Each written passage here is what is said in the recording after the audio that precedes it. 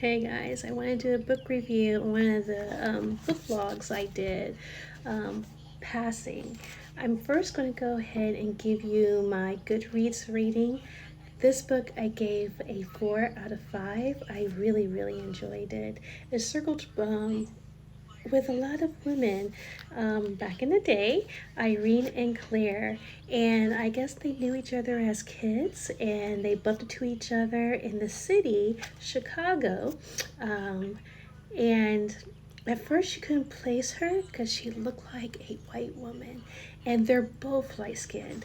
And what I really love what the author did with this is that technically Irene is passing too. She's married to a black man. She embraces her black culture, embraces her black community, but some of the decisions she makes is based on being comfortable in the status quo in the States. And I'll explain that further on in the video. But Claire, she doesn't sugarcoat it. She came from a rough childhood. Her father was abusive, but white. Don't hear much about her mother, but her father passed away after a drunken fight at a bar, and when he brought his body home, she technically didn't have any emotion for the majority of it, like whatever crossed her arms, but then she realized the optics she was giving and quickly turned into tears.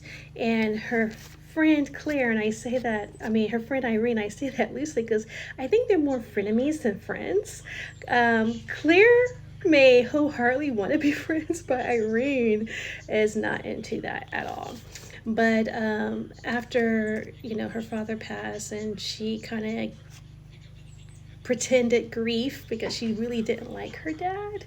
The way she was growing up, he definitely used her. She was and he would take the money, blah, blah, blah. But then she had to move with her aunts who were white and very religious.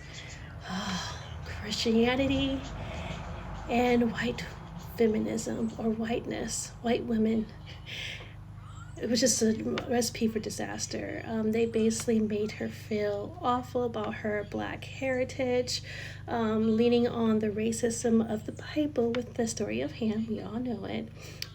They utilized that to their benefit. That in your play, you're used to doing hard labor, so she did all the labor, the cleaning, all that stuff. However, she couldn't wait to leave her aunties, and she noticed that her advantage, she had like blonde hair, very light, that she could pass. So she'll be in the city, and there'll be rumors back in her black hometown before she left her aunties that they saw her out on town with white men, and they were, and I guess it's like very common. Like if you could pass and you do, it's a very dangerous game to play. But I guess there were people that did it. Now, Irene, on the other hand, she had a loving family. She got married to a doctor, a black doctor, has two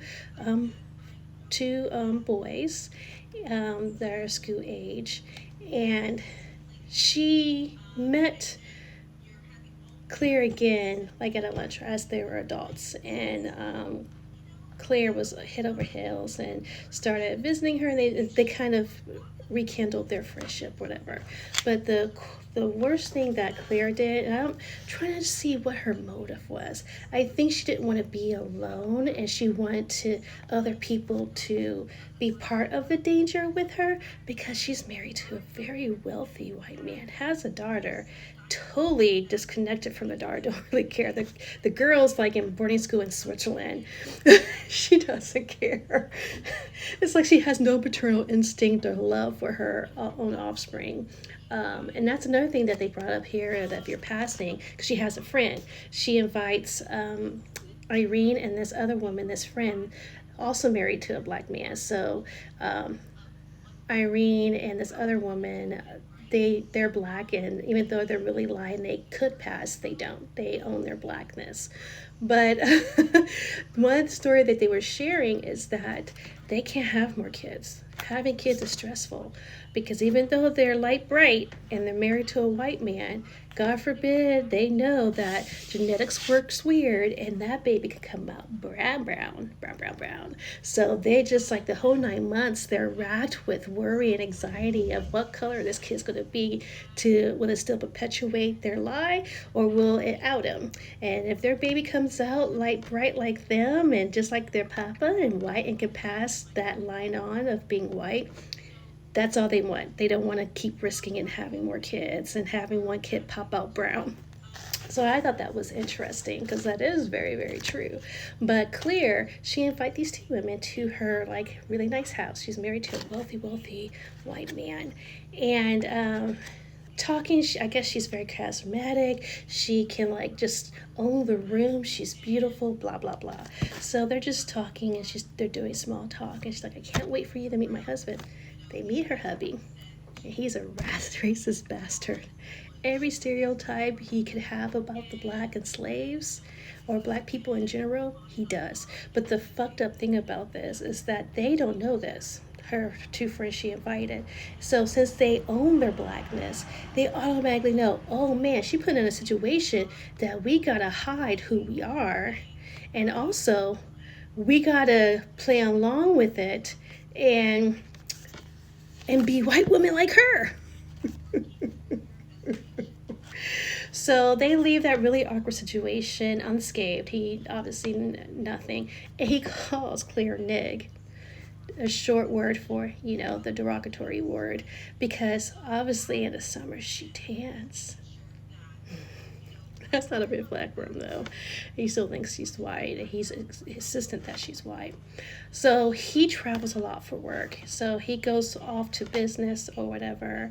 And Irene, that other woman, when they leave this awkward situation, they were talking, the lady was telling Irene she's playing a really dangerous game because if he finds out, he might kill her. Like, he's that much of the racist vibes that they got from that visit. And they actually were scared. So they go living their lives. But on the other end, remember how I said that Irene is actually not any better than Claire. Claire is at least honest about it, straightforward. And Irene is more subconscious. So because of all the racism, her husband, doctor, wanted to move to South America. And she was staunch, and she's like, I know my husband, I know what's best for him, right? And she basically refused. He wanted them to get a better life out of America and the perpetual racism, right? And anytime she tries to gloss over it, or like, her sons are like almost teenager, but not quite there, but they talk to other boys. They've been talking about sex, and they, when you're a kid, you learn things through your friends. And she's like appalled about it. And the dad's like, he needs to know about life. And he understands being a black man in America. He even said to her, it's better they find out now when they're young, and so they know what they have to deal with, than later. We can't keep them in a glass house because they are rocks that will be thrown to break it and destroy that imagery, this imagination land of peace that you're trying to create. I understand that you want your children to have a great childhood, but guess what? I was trying to do that when I wanted to move us out of America, and you stopped me. And she feels that resentment, that distance between her. And it's because she wants to stay in America, because she knows still, with her lightness, she has some privilege. She's comfortable. She's okay with the systematic racism because it's not as bad on her as it is on her darker counterparts. The paper bag analogy. So yeah, she's happy to be black, glad to be black, but underlining, she has the privilege of being light-skinned. At the end, of course, karma comes. Whatever you do in the shadows will always come out in the light. They go to a black party. She didn't want to invite her friend Claire, but her husband did anyway. She thought they were having an affair. I don't think they were. Everything Claire represented is an antithesis of what her husband loves. He is like, could be a Black Panther, he would be. Fast forward, you know what I mean?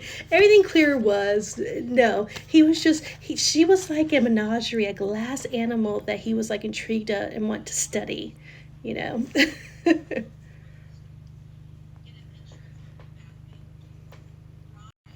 Oh, I forgot a part before the party because it's a huge Black community event. So obviously, if you're seen there, you're probably Black, right? And people have been trying to figure out Claire at this party. Like, what is she? She's beautiful. They're enchanted by her. She has a erotic, like, effortlessness about her, right? She's a butterfly they're trying to catch.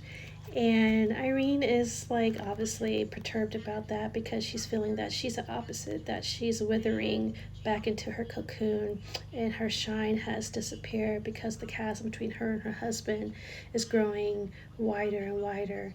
And she thought she knew what was best for her family, but actually she was just thinking about herself. She was being selfish. She was being self preserving, and she wanted to stay comfortable.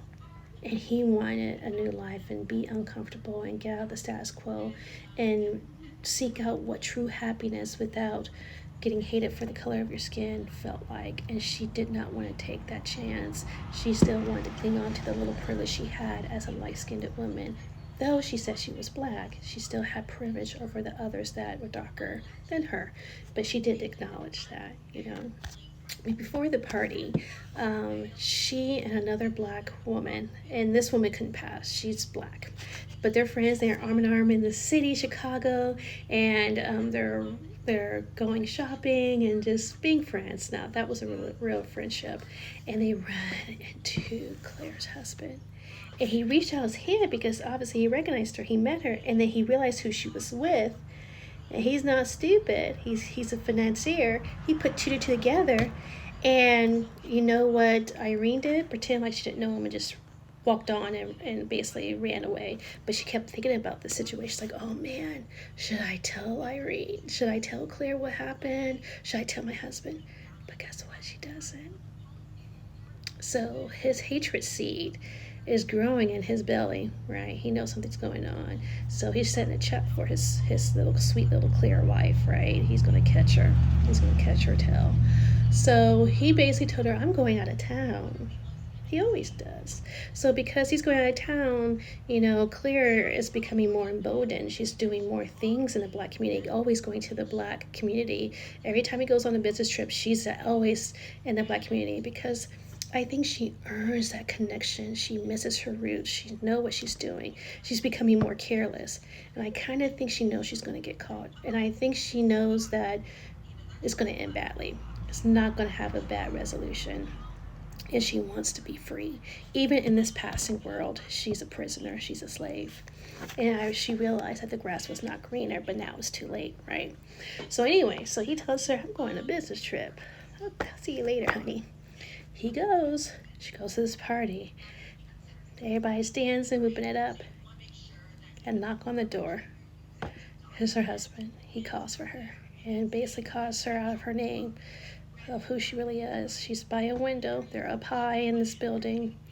Now, where the mystery is did she know that, hey, I got caught, I can't really do any rebuttal, and jump out the window herself and killed herself? Or because Irene was next to her, did Irene, because she had suspicions that Claire and her husband were having an affair, she was projecting. He basically left her emotionally a long time ago because she didn't support his decision to make life better for his family. But she was projecting. She wasn't willing to face the truth of why her and her husband was no longer together and in love. Or did she push her to get rid of her? Because she just felt that she was the reason why everything was messed up in her life. It was just her fault. Or was it her husband that pushed her? That would be the easy explanation. And that's what everybody felt too. Oh, her husband pushed her. Her husband pushed her. Well, no, they didn't actually. Because if they had, then that's murder. I still think that was murder at this time this took place. You just can't kill a Black person with You just can't do that. You still probably will go to jail, I would think. Correct me if I'm wrong. So the narrative was like, oh, she slipped. She slipped and fell. She slipped and fell. And everybody, when she slipped and fell, obviously, she was like, the weird thing that Irene was thinking, because she stayed upstairs. She didn't even run downstairs. That's why I think this bitch pushed her. She didn't even run downstairs. You know what was running through her head? What happened if she's not dead? Why do you care if she's not dead? Oh, because you pushed her. That's why. And when she finally did get downstairs to try to feign some sympathy or tears or grief, and found out that Claire was dead, she cried out of relief. And that's how it ends. So in the beginning, when Claire was a child, she feigned grief for her father before she started her life as passing. And at the end, it came full circle where Irene cried in fakeness for relief that this woman she felt was the cause of many of her anguishes of her life. And you know what? If this book kept going, her husband was going to leave her. It was only a matter of time. So I highly recommend. It's so freaking short. So freaking short. You see, easy read. You can do it. Pick it up. This is so worth the read. I can't wait to read the next